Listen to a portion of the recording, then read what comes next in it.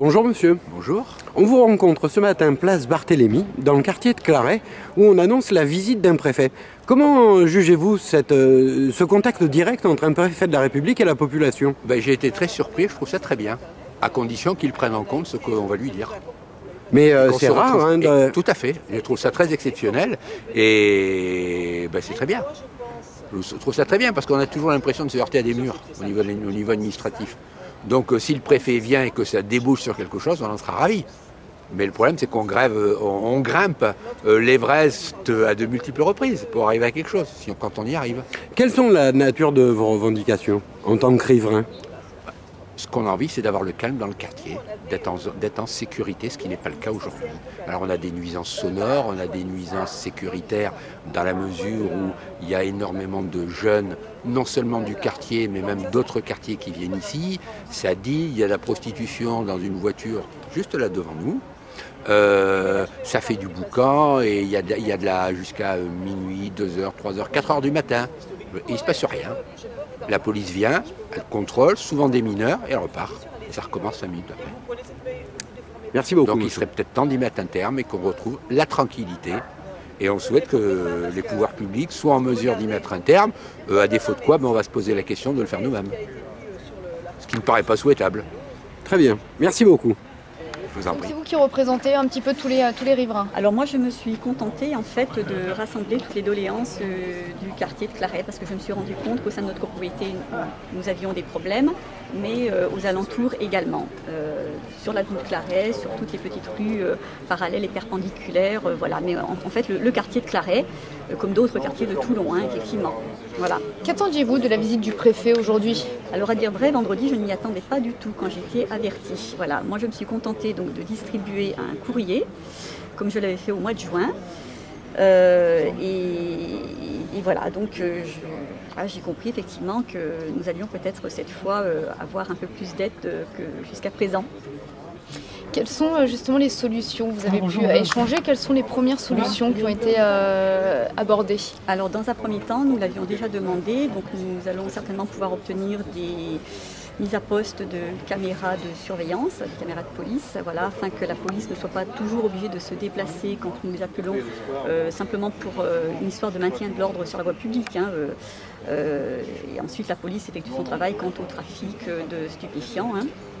Voilà, donc nous allons pouvoir effectivement conjointement maintenant avec la police municipale, nationale et puis donc voilà, avec l'aide des riverains trouver un moyen, je pense, de retrouver un petit peu de calme et voilà, de sécurité surtout dans le quartier parce qu'on se sent actuellement en insécurité. Voilà, parce que nous sommes quand même menacés. Des menaces verbales. Oui, du style vous pouvez dormir sur vos deux oreilles, ne vous inquiétez pas, on ne va pas vous faire de mal. Et moi, on m'a quand même dit on va te choper, et te faire la peau. Donc c'est-à-dire que tous les jours, le stress de rentrer chez soi? De franchir, oui, le portail. Quand je sors, il y en a 5, quand je reviens, il y en a 20 qui m'attendent si je leur ai demandé voilà, de libérer le portail pour que je puisse passer. Et nous sommes obligés de leur demander excusez-moi, je voudrais sortir pour pouvoir voilà. Alors on sent un mal-être. Est-ce que la visite du préfet aujourd'hui, ça vous redonne un peu espoir, même si vous attendez évidemment de voir les solutions concrètes? Voilà, bien sûr, oui, bien sûr. Là, cette fois, effectivement, on a le sentiment enfin d'être entendu. Voilà, ce qui n'a pas été peut-être le cas jusqu'à présent, alors que nous avons quand même beaucoup écrit à la municipalité en particulier, puisque notre premier interlocuteur est quand même le maire de la ville, le premier magistrat. Donc voilà, nous avons eu, je disais souvent, des réponses types, voilà, mais rien au bout.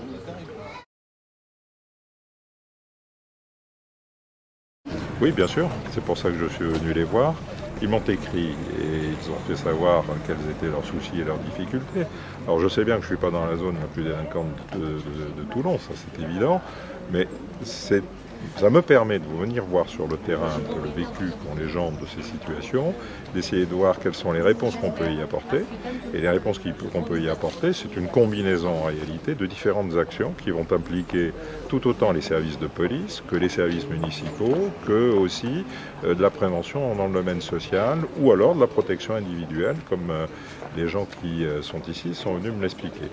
C'est à partir de là qu'on va voir comment on peut apporter une réponse adaptée, sachant qu'on n'est pas quand même resté les bras croisés.